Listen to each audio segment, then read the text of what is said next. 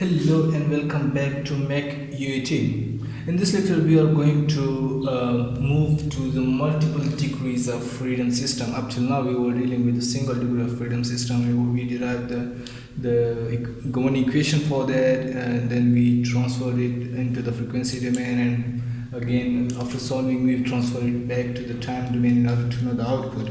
But in this lecture, at the end of this lecture, we would be able to know that how would we be finding that how many degrees of freedom in any system are, whether the system is having 2 degrees of freedom system, 3 degrees of freedom system or more, and we will be talking about how to know that how many degrees of freedom any system is having. And then secondly, at the end of this lecture, we will be able to know that if there is more than 1 degree of freedom system, how would we be able to find out the different outputs and the governing equations of that system. Like for a single degree of freedom system, we are having just one equation, but in multiple degree of freedom system, whether that is 2 degree of freedom system or 3 degree of freedom system, our equation would be increasing respectively.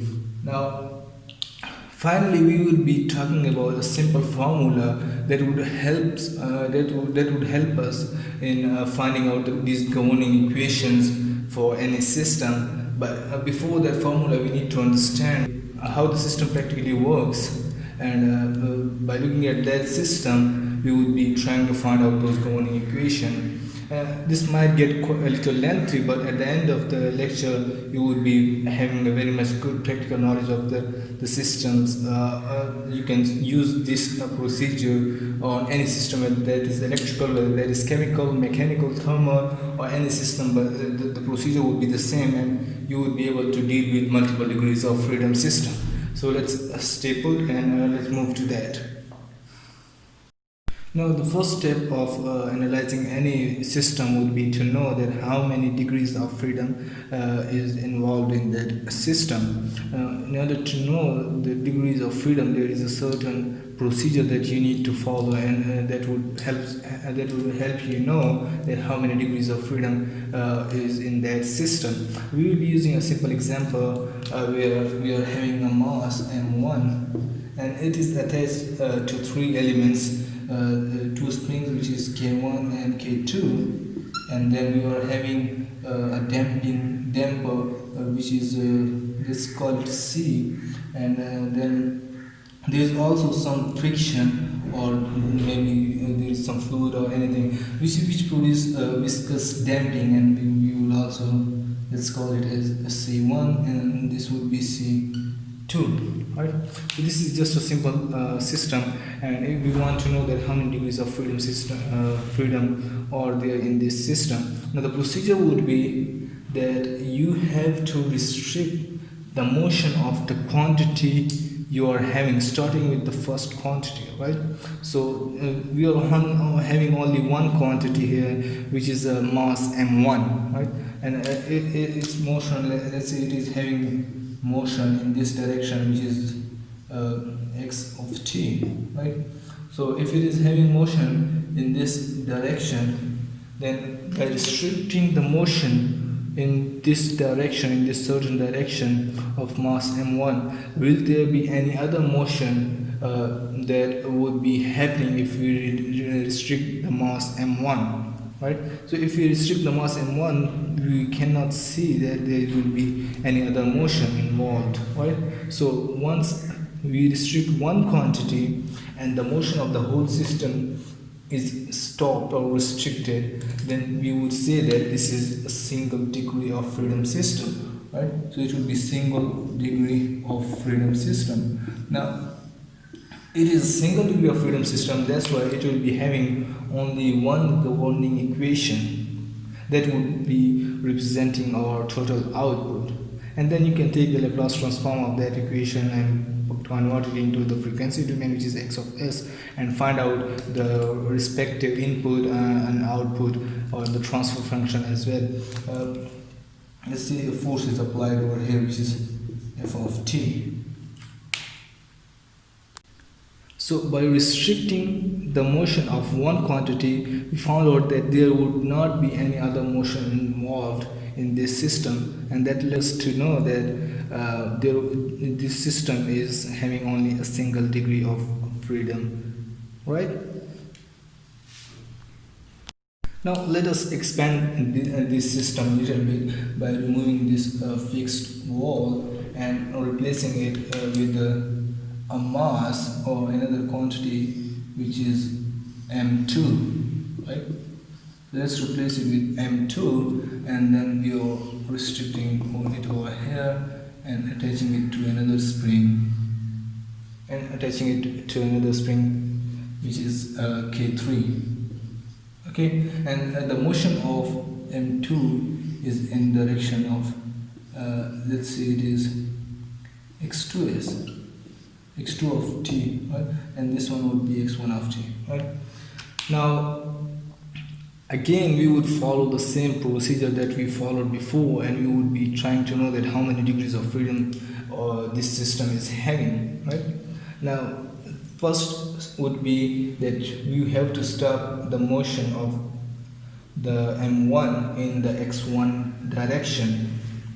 Once we stop the motion of m1 in x direction, then we will look for any other motion involved. If there is any other motion involved by restricting m1, then we would move to that. So once we restrict the motion of m1, we would see that there will be no motion in k2, but by restricting m1 we are not restricting m2. That means that m2 would still be moving in x2 direction, right?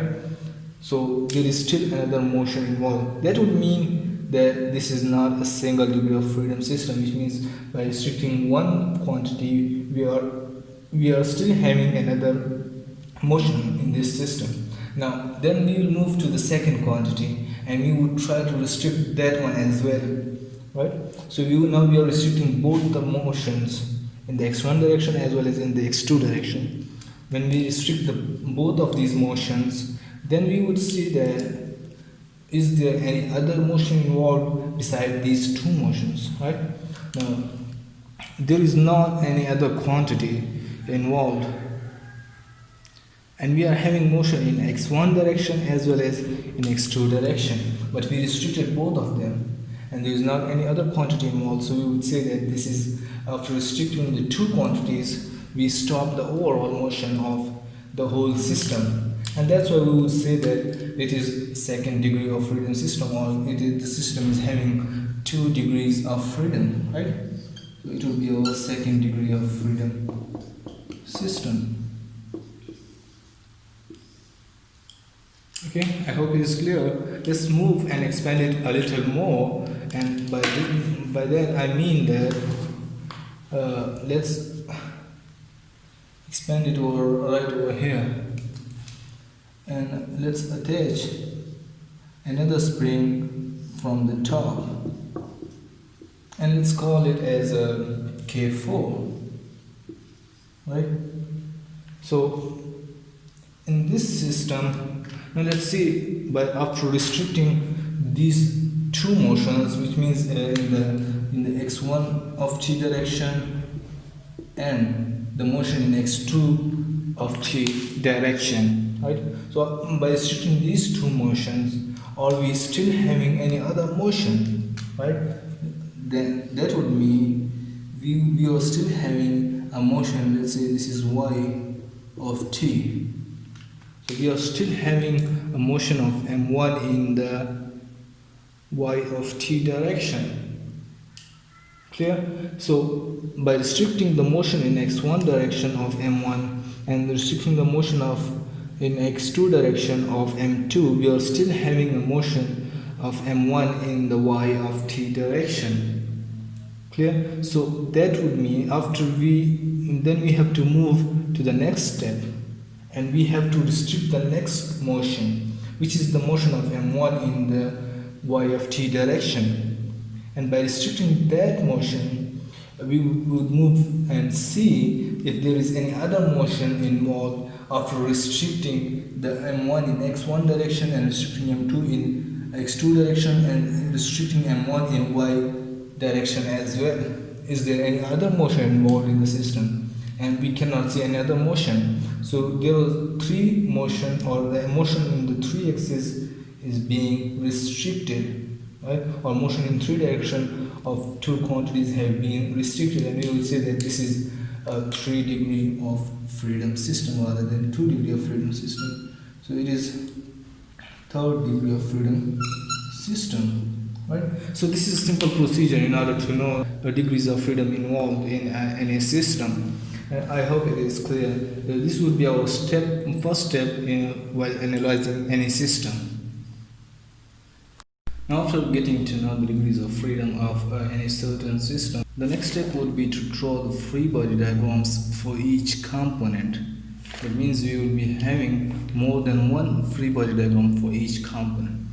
And in fact, there will be two diagrams that we will be drawing for each component in the system. It means as in the previous example, there will be one free body diagram for M1, and then there will be one more free body diagram for the same M1, and the same will be the case with M2. There will be two free body diagrams for M2. Now, the first free body diagram would be showing the forces when that specific component is in motion, while the second free body diagram would be representing the forces on that component when that specific component is restricted or it is not in motion. Like for example, in the previous example, for the first free body diagram for M1 would be the forces when M1 is in motion, and then the second free body diagram for M1 would be representing the forces when it is not in motion or it is restricted,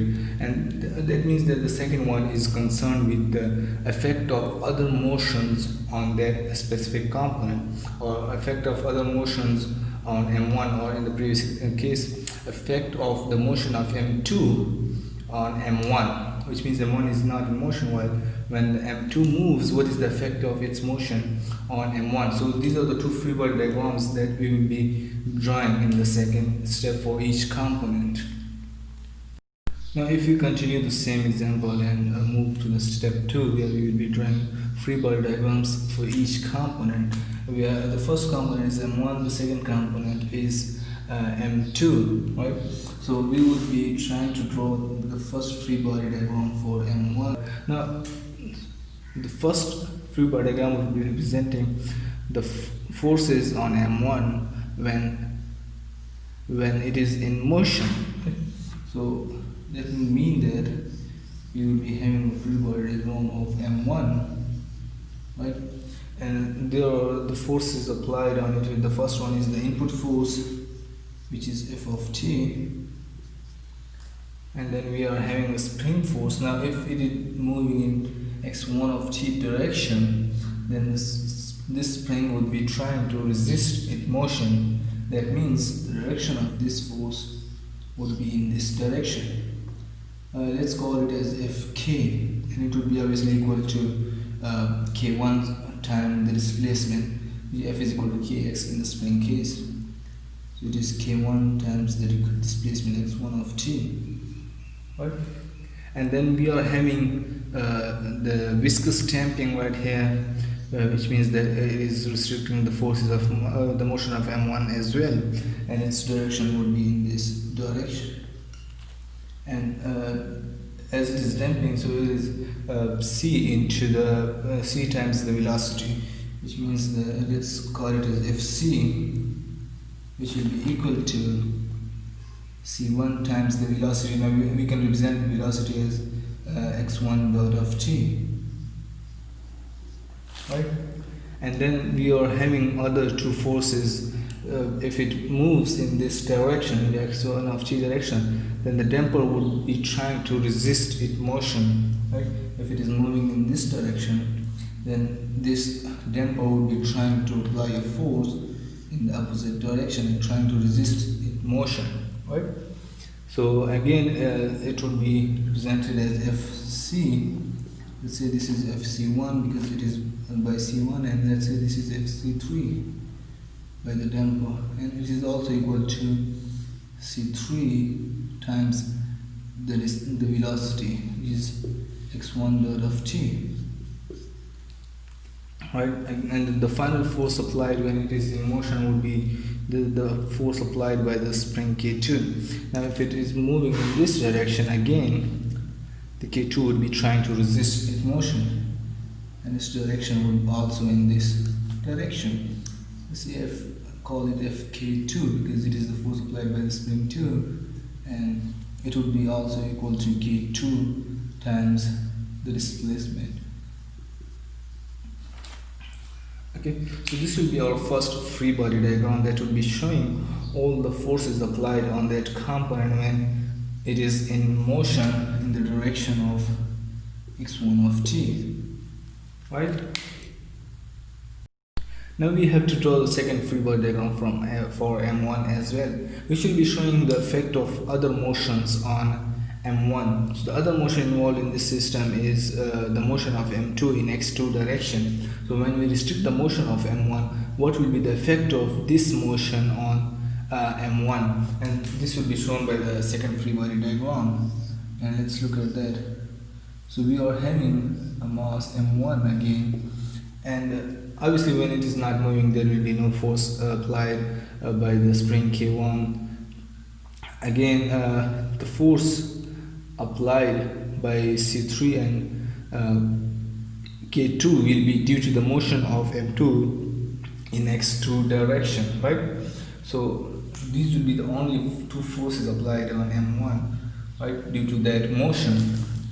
So as it is not moving while this is moving in x2 direction, so the damper will be trying to pull M1, and similarly the spring would be trying to pull M1 whenever M2 is moving in x2 direction.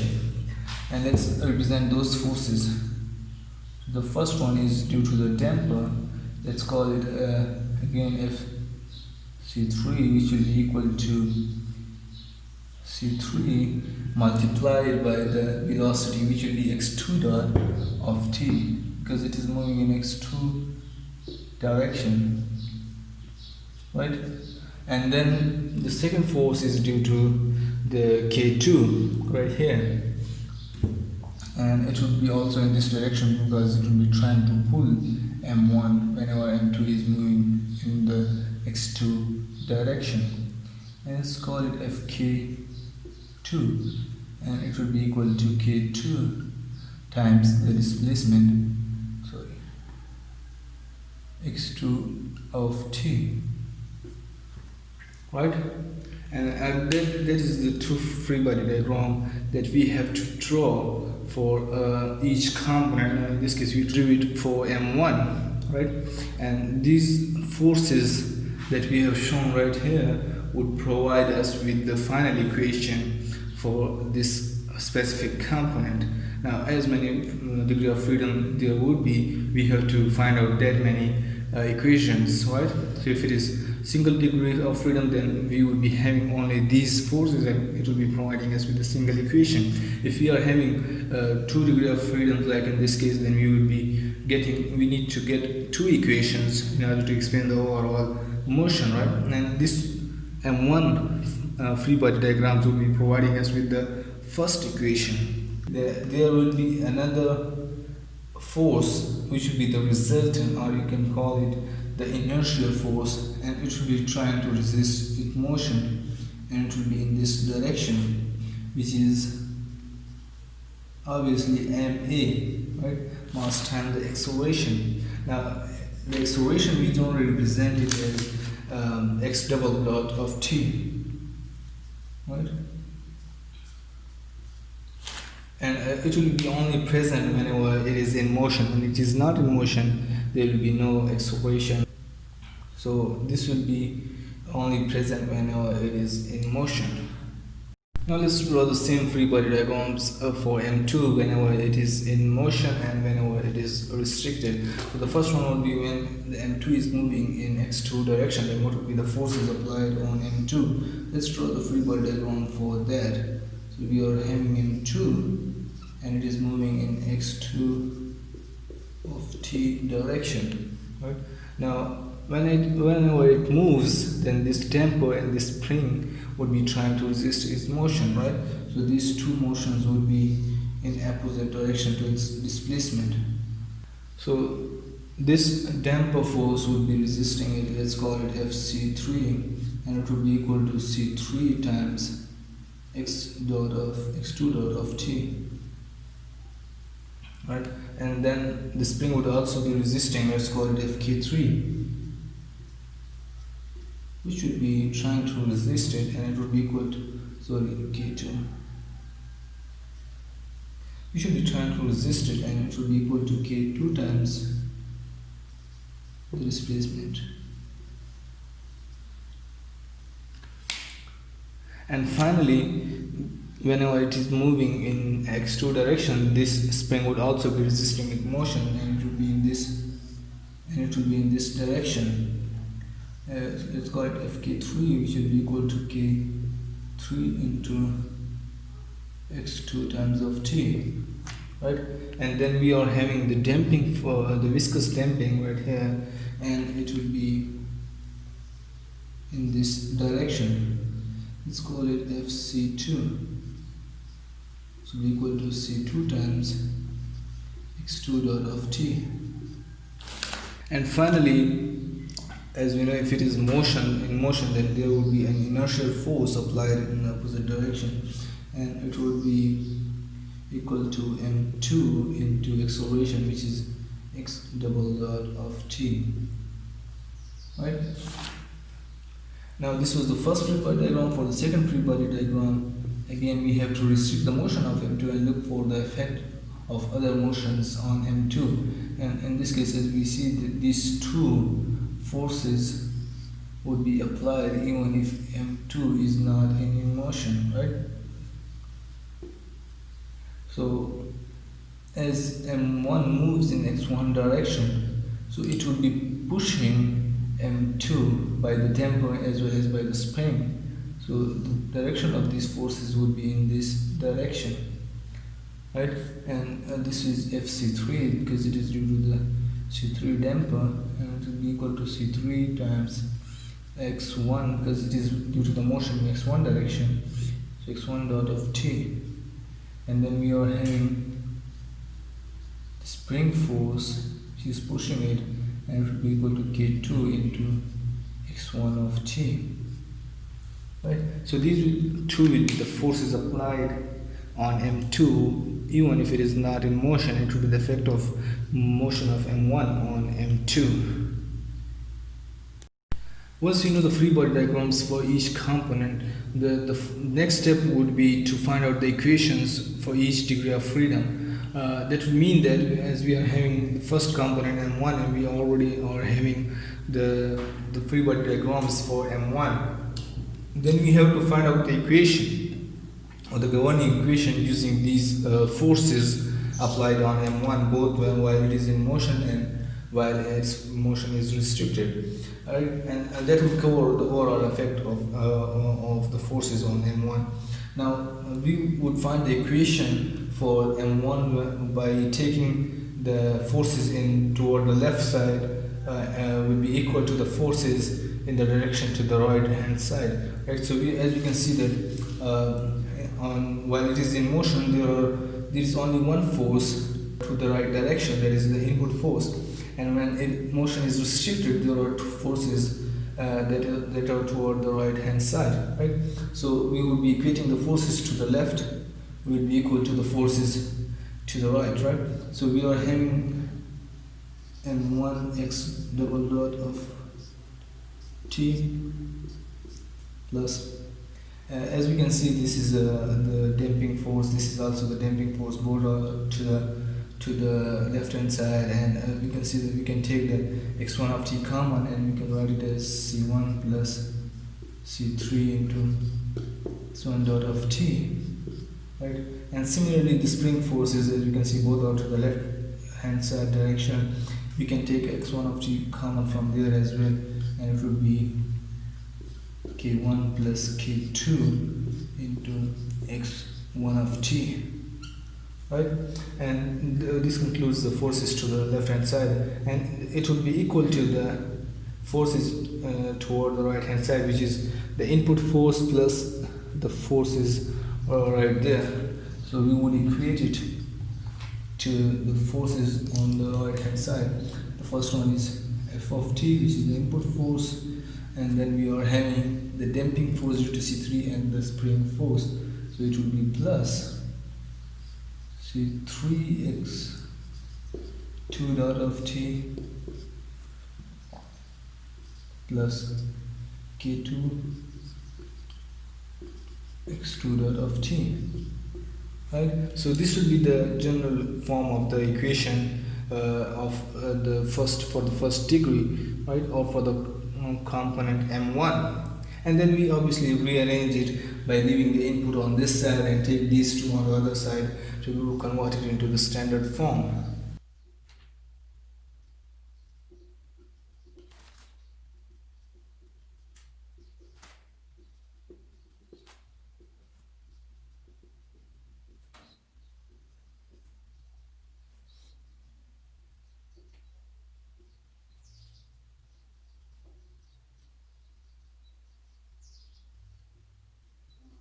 So we took these two on the others to the left hand side, and we left the input force on the right hand side to convert it into the standard form. And this will be our first equation or the first governing equation for the system that we are using, right?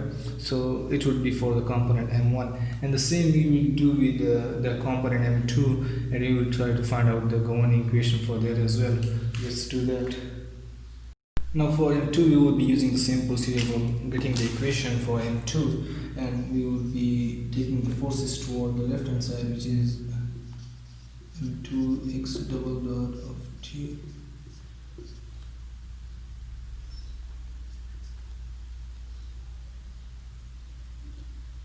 now the damping force is Fc2 and Fc3. We can take it as C2 plus C3 into x2 dot of t, and then the spring forces, which is Fk2 and Fk3, and we can take x2t common from there, and it will be equal to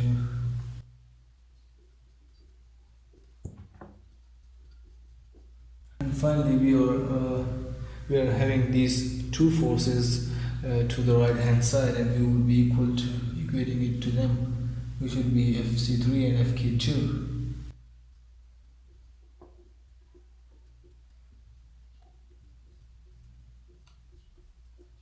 Right, so this will be the general equation for the second degree of freedom, which is M2 for the second component. And to make it in the standard form, we will get these two components to the other side.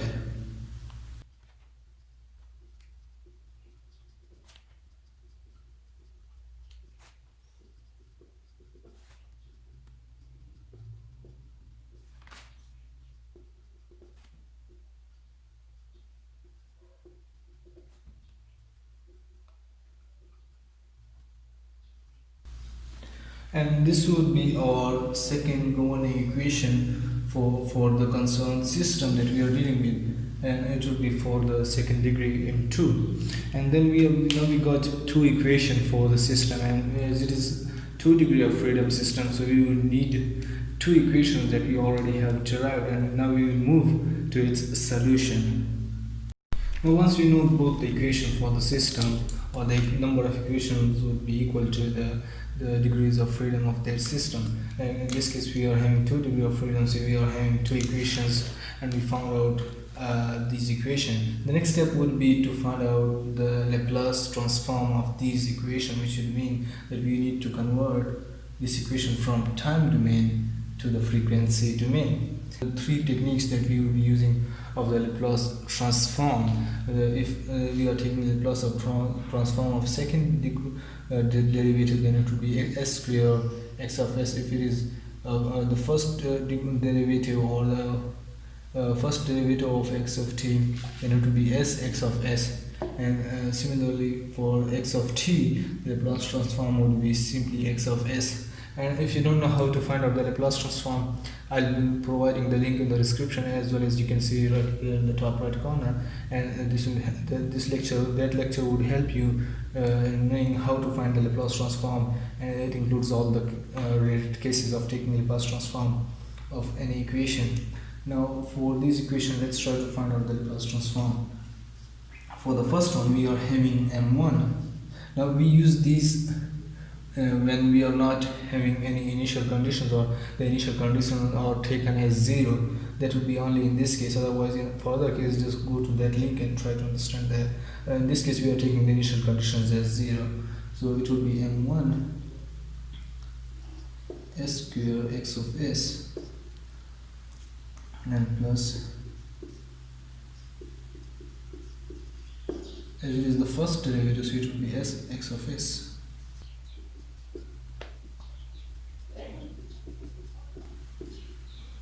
And it is just x of t, so it would be x of s.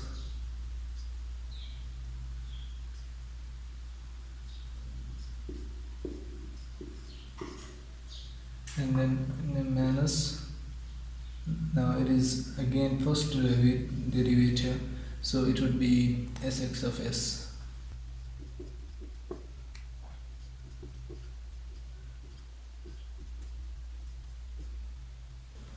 And finally it would be equal to f of t, which would be simply f of s when we take the Laplace transform of them.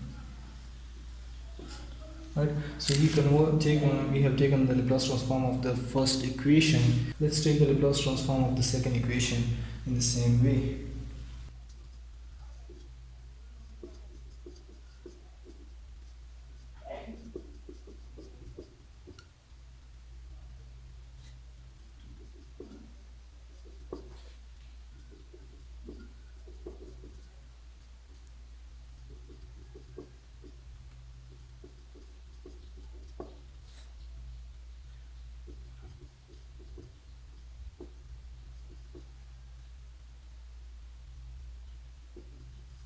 Now we have converted these two equations into our frequency domain, which means we have removed all the derivatives, and we have converted this equation from differential form or differential equation to our algebraic equation, and now we can solve them simultaneously in order to find out the output, which is x1 of s and x2 of s in this case.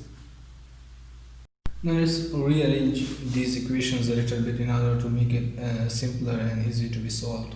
So we would take x1 of s common from those terms which are having x1 of s. That would mean it would become m1 s square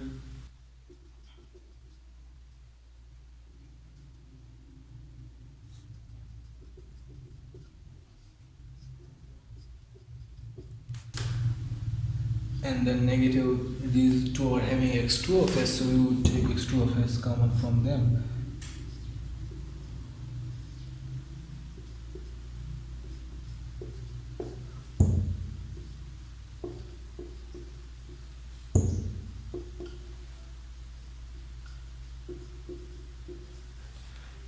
Right, so we made it quite simpler, and then for the next equation, again we would take the x2 of s common and then x1 of s common. Now in order to solve it in a better way, I would suggest that you keep the terms with x1 of s under the terms with x1 of s, so we can solve it simultaneously or using matrices easily.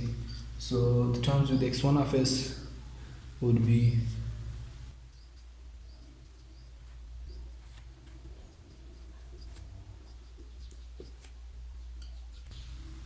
and then the terms with x2 of s will be taken over here.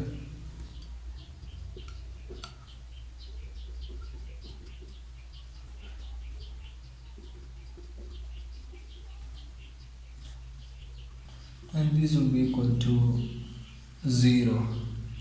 So we arranged it in the form so that we can solve it using matrices, because we are having x1 of s and x1 of s is variable of the first term, and then x2 of s, and sorry, we have to mention x2 of s over here because we took x2 of s common from these, and it will be equal to 0. And in the first equation, it is true we are having input for the m1, but we are not having any input for m2, that's why it is 0 over here. Now we found these two equations, and we will be using them to find out the output, which is x1 of s and x2 of s. Now you can solve them any way you want to, because these are algebraic equation, and it is up to us whether we want to solve them simultaneously or use any other method. But I personally recommend the matrices using the Cramer's rule, which is quite simple and easy to do. So let's do that. For the fifth step, we are trying to find out the solution of these equations, which are x1 of s and x2 of s, and these are also the outputs of these equations. Now I'm using the Cramer's rule, and it is by taking the first matrix as the coefficients of x1 of s and x2 of s. So the coefficient of x1 of s are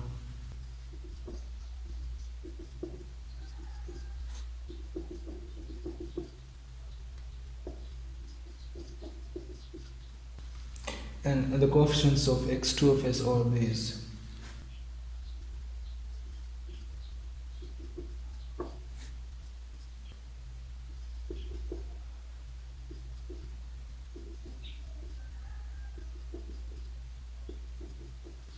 So we found out the coefficient matrix, and the next matrix would be the matrix of the variables or the outputs.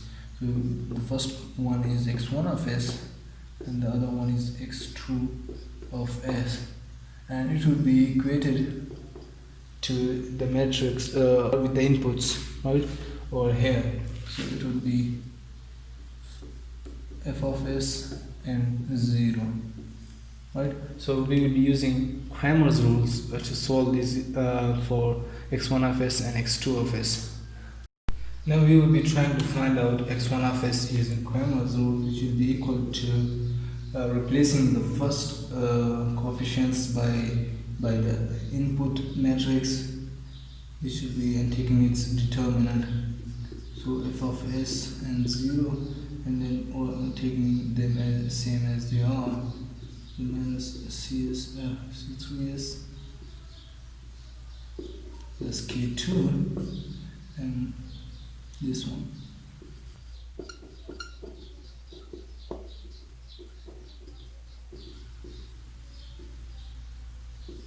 And taking its determinant divided by the determinant of this term, which would be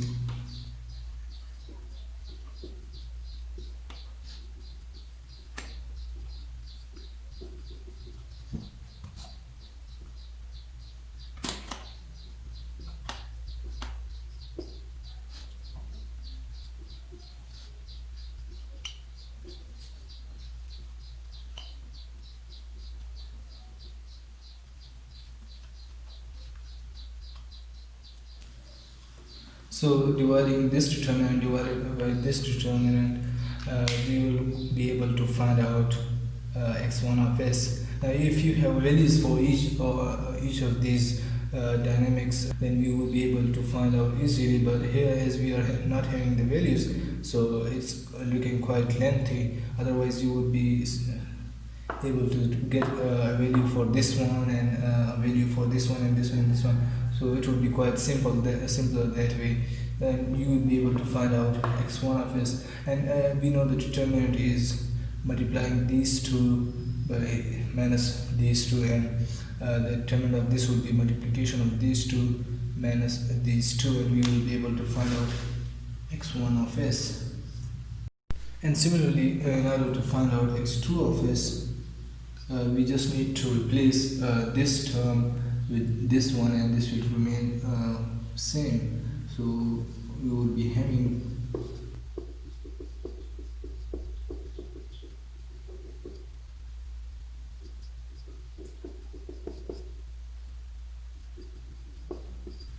and the remaining would the lower determinant would remain same. And solving this one, you will be able to find x2 of s. Now we know up till now we know how to find out the outputs in terms of x1 of s and x2 of s, which will be the outputs of the whole system.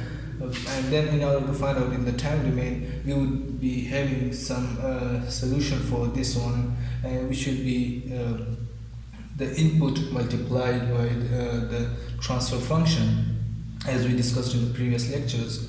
and that would be resulting it in the time domain once we take the inverse Laplace transform of this output. So output would be equal to the input multiplied by the transfer function, which would be the result after concluding this one. After taking the inverse Laplace of this output, we would be able to find out the output in the time domain, which would be x1 of t and x2 of t for both the outputs. And that's what we need for our system that we want to find out the output. Now this concludes our way to deal with the multiple degree of freedom in a system, but as I said, we would be introducing a simple formula that we will be using in order to find out directly the equations for M1 and M2 rather than going through this whole procedure. So let's go to the formula that would be helping us directly in order to find out the equations of the system we are dealing with. Let's go to that. Now the simple formula that we'll be using in order to find out the equations directly in the frequency domain rather than going through the whole procedure and finding the free body diagrams for each one and then equating the forces and everything. It's a long procedure. So the simple formula that we can use not only for this system, for any system, whether that is electric system, that is thermal system or electromechanical or any system. The simple formula in order to find out the equation for one element would be to sum the elements attached to M1 plus including the inertia as well. So we would look at the elements attached to M1, and that is K1, K2, C3 and C1, as well as the inertial component as well.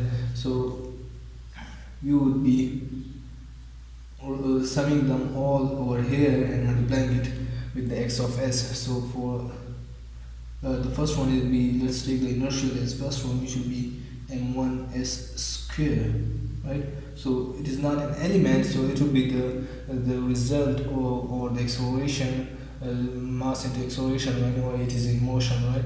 So we have to mention this one as well when including the sum of all the elements attached. So plus and then K1, K2, and then we have two damper as well, so plus, and it's c into the velocity or x dot of t, so we will be having, when we take the Laplace transform, it will be c1s rather than c, plus this will be c3s. So we summed all the elements attached.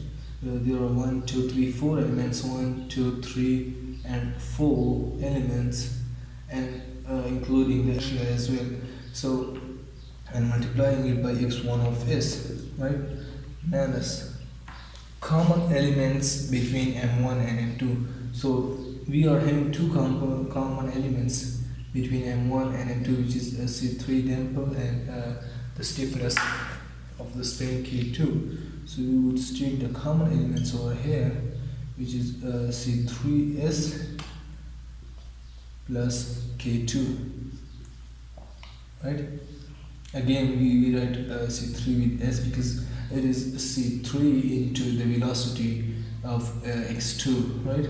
So that's why we write while taking the, when we are having x2 dot, so we take the Laplace transform and we get C3s rather than C3 and multiply it by x2 of s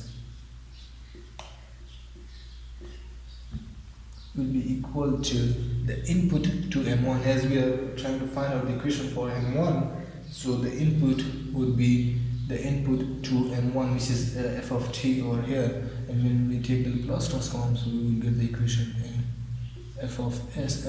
So this will be the final equation for our M1, which we found directly by using this formula, right?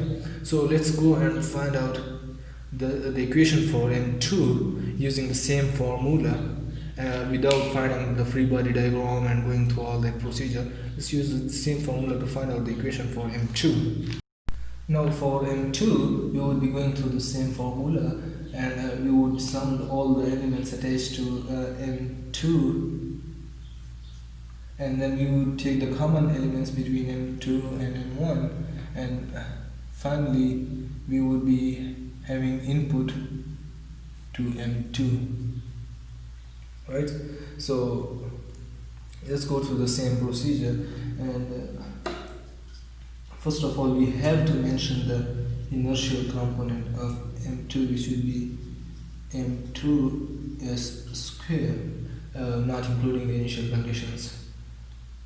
Thus, now there are 1, 2, 3, and 4 components, elements attached to M2. So let's go to each one of them. So we are having C3s plus we are having, let's give it as C2. So we are having C2s plus K2 and K3.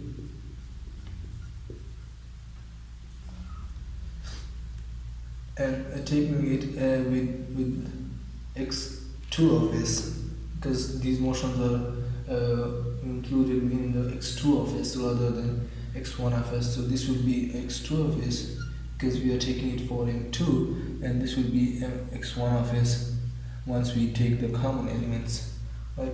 So this will be x2 of s minus the common elements. So the common elements are again the same as they were before. So 3s plus k2 into here we will take the variable that would be opposite to the one we are dealing with. So we are dealing with x2 m2, which motion is constrained in x2 direction. So this variable will be opposite to the one we are dealing with. So it will be x1 of s rather than x2 of s.